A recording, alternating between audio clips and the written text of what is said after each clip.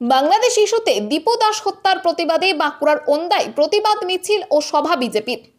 বাংলাদেশ ইস্যুতে এবার বাঁকুড়ায় ওন্দায় পথে নামলো বিজেপি। দীপু দাস হত্যা ও বাংলাদেশে সংখ্যালঘু হিন্দুদের ওপর নির্যাতনের প্রতিবাদে আজ ওন্দার বিজেপি বিধায়ক অমরনাথ শাখারের নেতৃত্বে ওন্দা সবজি বাজার এলাকায় তুমুল বিক্ষোভে ফেটে পড়লেন বিজেপি কর্মী সমর্থকেরা। একদিকে বাংলাদেশের ইউনিট সরকারের নেতৃত্বে হিন্দু নিধন চলছে, আর অন্যদিকে রাজ্যের মুখ্যমন্ত্রীর নেতৃত্বে পশ্চিমবঙ্গকে বাংলাদেশ তৈরি করার চেষ্টা চালানো হচ্ছে।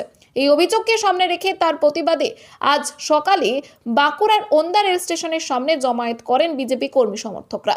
ওন্দায় বিজেপি বিধায়ক অমরনাথ শাখারের নেতৃত্বে বিজেপি কর্মী সমর্থকেরা মিছিল করে ওন্দা সবজি বাজারে যায়। সেখানে একটি প্রতিবাদ সভায় বাংলাদেশের হিন্দু নিধন ও পশ্চিমবঙ্গকে বাংলাদেশ তৈরির চেষ্টার প্রতিবাদ জানানো হয়।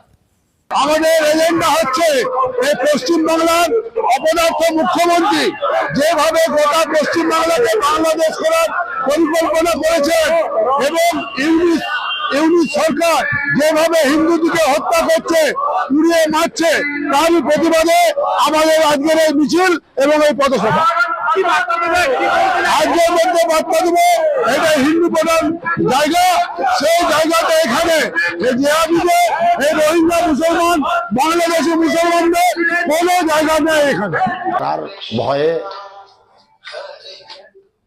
মাথা গোলমাল হয়ে গেছে, এবারে হেরে যাবে।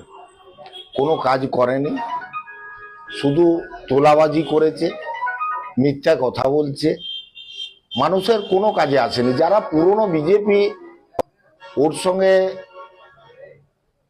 21 সালে যারা বিজেপি করেছে তারা এই মুহূর্তে নেই। অনেক বিজেপি বসে আছে, সেই যন্ত্রণায় এই উল্টাপাল্টা বলা।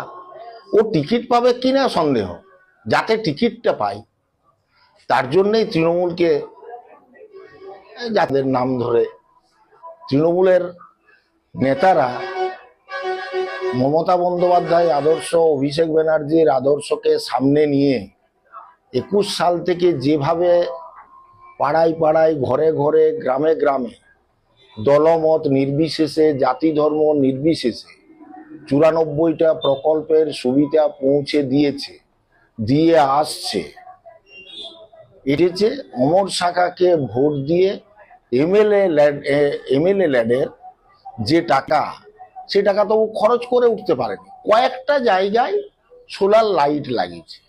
মানুষ জানতে চাইছে ওর এমএলএ ল্যাডের টাকা কোথায় গেল, কি উন্নয়ন